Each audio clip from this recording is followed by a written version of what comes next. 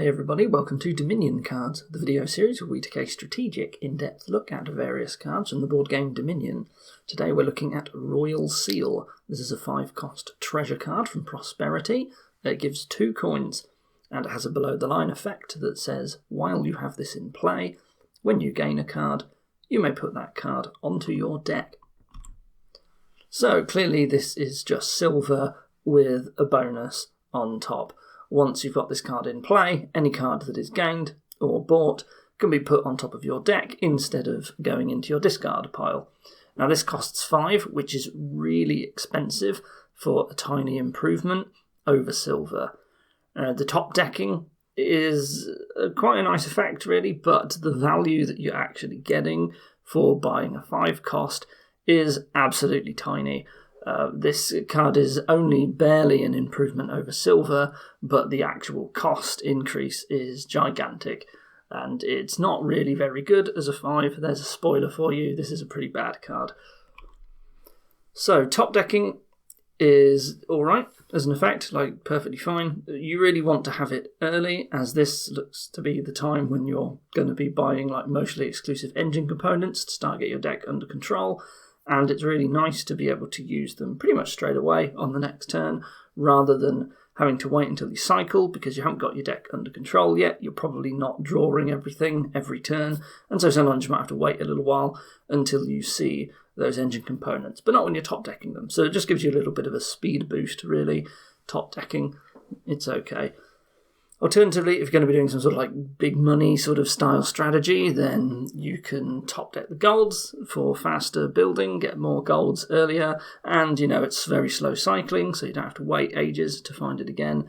Or it might be that you think, hey, I've seen all my like terminal draws this shuffle, I'm going to buy another one, top deck it so that now I have one, but also hopefully that'll give me a good enough turn next turn to like, I don't know, buy the province that I need or something. So, top decking is fairly useful when you get it. Like, you don't top deck everything that you get, but, it's just a nice thing to have, really.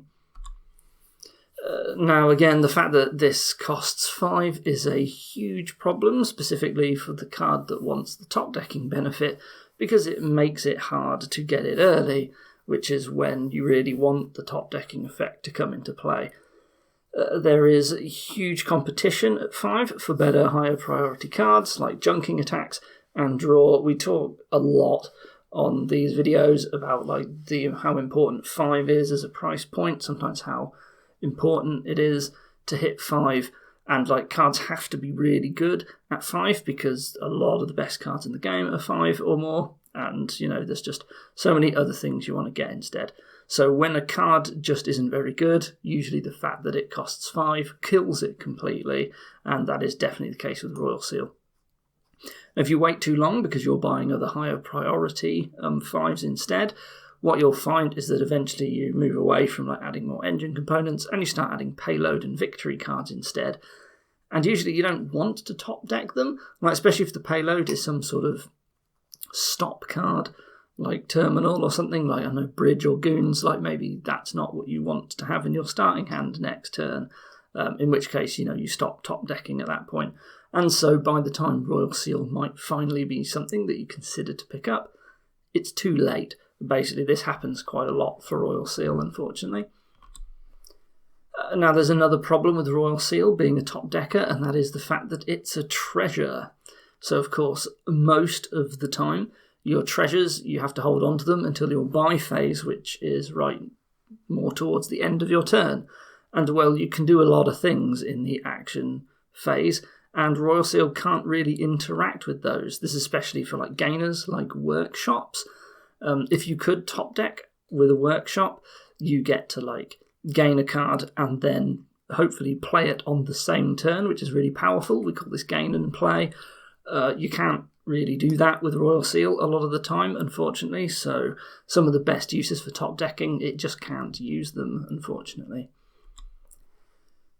Now, of course, because it's a treasure card, there are various reasons why that might have combos with things that are sort of generic, like Keep and Bandit for, But, this is true of all Kingdom treasures. Like, just to give you an idea of how bad this card is, we're already talking about things that don't even really care that much about what the card does, just other additional parts of it, like the fact that it's a treasure.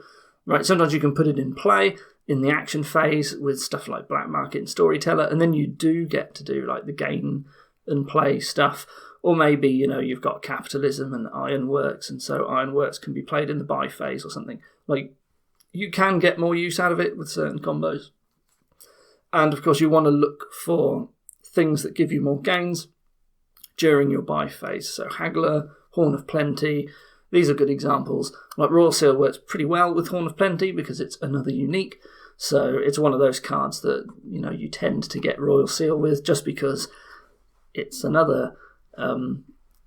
it's just another different card. Similarly, stuff like Menagerie, because then you've got your copper, silver, gold, and Royal Seal, and there's your treasures that get you to 8, and they're all unique to keep drawing, like that sort of thing. But again, Royal Seal, what it's actually doing for you isn't really that important in these cases sometimes. But that's sort of when you tend to get Royal Seal, because you don't really care about the fact that it's a top decker. Now, real big shame for Royal Seal is that the very same expansion, Prosperity, has Watchtower in it. Watchtower is possibly the single best card for top decking stuff in all of Dominion, and this is just ironically, hilariously terrible for Royal Seal, actually, because Royal Seal basically has one job, as to top deck cards, and and Watchtower, just same expansion, comes in, stomps all over it. It's actually quite funny, really, if it wasn't so sad. Poor Royal Seal. Even if it's just Prosperity-only games, you'll still never really use Royal Seal's top decking. And all of this sort of really comes to mean that Royal Seal is like one of the 10 worst cards in all of Dominion. It's right down near the bottom of the list towards stuff like Contraband level. It's not right at the bottom, of course, but, it is in the 10 worst cards. Ignoring it, almost always the correct decision. I can't even remember a time when I've bought Royal Seal for anything other than, like, keep points. Like, it's just really, really hard for it to actually be any good. One small final note, because the bonus effect says while you have this in play, if it gets trashed out of play for some reason, like you played it twice with Counterfeit, you don't even get the bonus for top decking with it. So that's another thing that's quite sad for Royal Seal. Just the way it's worded means that you don't get those effects. Also, you wouldn't get like the effect twice if you throned it, but of course, with Crown, but I mean, you can't double up on top decking anyway, so it doesn't really matter. And that's it for Royal Seal, unfortunately, because the card basically doesn't do anything very much. There's not really anything to say, sadly. So we're just going to head straight on to the random kingdom analysis. We roll some random boards with Royal Seal in it, and we see how good it is in those kingdoms. Well, clearly it's never being used here, ever. What do we have? No trashing, that's not true. There's Island, we've got a village. With Mining Village, we've got a draw. With Ghost Ship. And then there's Possession. Oh, my word almighty. We got Hoard, if we want to go down for a lot of treasures. Interesting, maybe we're better off with Island, Duke and Hoard. And we just buy a lot of victory cards and get a lot of golds. Actually, that seems pretty good. Possession Engine seems too hard to build. Now, Ghost Ship's really good against something like Duke Engine, unfortunately. Or not an engine, sorry, a Duke deck. Haven is fine in a slog as well. Herbalist is there if you're going to build an engine, but that seems very difficult because the draw is bad and it's too slow. But, there is Possession and stuff. So I almost think that this is just, actually, you're going to go Hoard, Duke, Island. You're going to get a bunch of golds, and you will very, very slowly just do the Dutchy Duke thing. Even though Ghost Ship's pretty nasty for that, you might not be able to get it. And ironically, I said at the start, you'll never get Royal Seal here, but you actually might, because it's like Hoard, and you can like top deck gold or something, I guess, when you're buying your Duchy or whatever. But of course the problem there is that Royal Seal costs 5, and my first 5 I would much rather have a Ghost Ship, or 2 Ghost Ships, or even 3 Ghost Ships, and so I just don't think I ever get around to buying it. I definitely want Hoards though. Yeah, so I think you don't get Royal Seal just because we want 5s all the time here, but we actually want them to be buying duchies, dukes, and ghost ships. So even though there is theoretical use for the top decking, it's just not happening, unfortunately. Talisman, yeah, who cares, I guess, for that as well. The Herbalist, who cares, really? Well, yeah, no, you don't, because you just want, your only action card's going to be ghost ship, right? That's what you do. You can't really build an engine here. You don't get to do the possession thing, so that's good. I like it when I ignore possession. So Royal Seal doesn't really make the cut there, even though some parts of the kingdom started to look like it might be nice for Royal Seal. It just wasn't in the end. So what do we have here? We have Steward for trashing, and there is only Diplomat as a village, and we've got Laboratory, Council Room, Caravan, Courtyard, Diplomat for draw, we got Market, we got Treasury, and of course Navigator. So it's going to be real hard to get the village effect from Diplomat. Is it even possible? I'm not sure that it is. I don't think you can trigger Diplomat. There's no attacks to get the reaction. So I think it's impossible for Diplomat to be a village here. Yeah, it is. You can't possibly get the village effect from Diplomat. So that means it is either Courtyard big money or Council Room big money by the looks of it. And I think I'd rather do Courtyard. Now, because we're going to be doing like Courtyard big money, and we sort of don't really care that much about other things, maybe like a few caravans are fine or whatever, it might be the case that at some point we hit 5 and, you know, rather than a laboratory, maybe we would just want a treasure because we got courtyards, and maybe you would actually therefore be buying silver at 5. And if you ever hit 5 and you want a silver, you might as well pick up a Royal Seal, but that doesn't mean you're actually ever going to be using the top decking, because it might be too late by the time that happens. But, you know, I would absolutely like buy a Royal Seal, and maybe I get to top deck a gold at one point in the game. I don't know. Maybe it happens. Maybe you never even use it.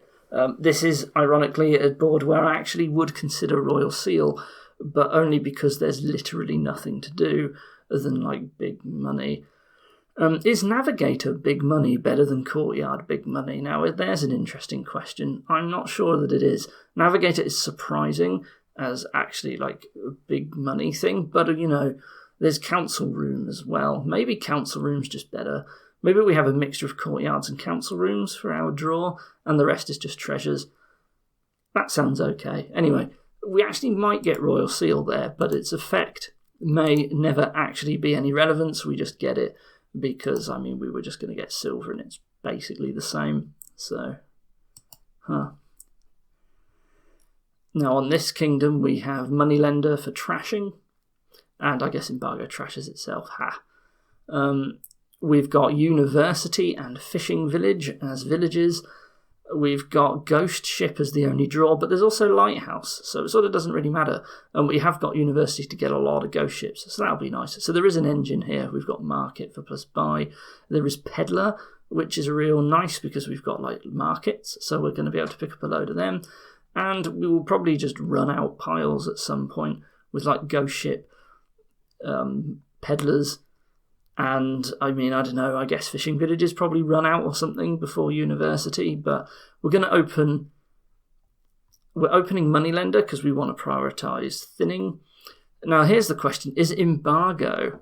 Ooh, I just thought Embargo is actually pretty sneaky here. So there's a big engine that you want to build using University, but Embargo has lots of time to just slap curses on the University, possibly multiple curses. And then the engine is still good, I guess. Like, the problem is if you don't do University stuff yourself, you're not really building an engine. And the University will be able to deal with, like, if you only get 1 or 2 curses, I think that's actually fine, because eventually you will have so many, like, markets and peddlers in the kingdom, and if somebody doesn't go for the engine, they can't have full lighthouse coverage. It's not even very good for them.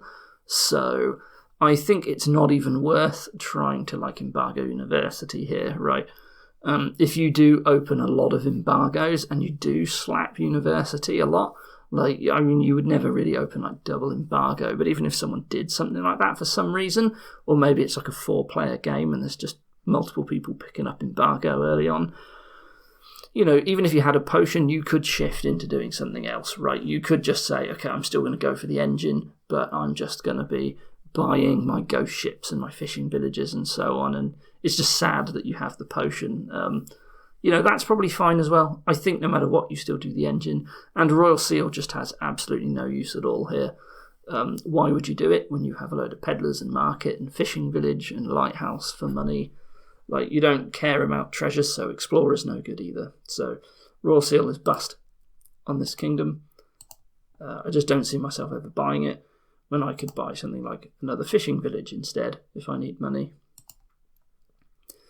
Here we have embargo again, and there's transmute. You get to block the transmute. You know, that card people are definitely going to buy, right? We have... Oh, do we have any other form of trashing? Yes, there's bishop. Okay, that's fine. There is bridge, council room, baron for plus buy. The only village... Oh, there's nobles and there's native village, excuse me. And for draw, there is council room and nobles, so that's pretty good. So you do kind of have an engine here. You can get... Both of the villages are sort of not great. One's really expensive and doesn't draw. Native village sort of draws, but not really. But, you know, there is a bridge megaturn that's really nice. I think I like council room for draw just because it draws me more and I don't have to spend as many villages on it. But, you know, the plus buy is then helpful to get more native villages. So I think we... So it's interesting because like, if you get a bishop for trashing, you've also got like council room to help your opponent withdraw. So this seems very friendly. Like, you want to trash, but you help your opponent trash.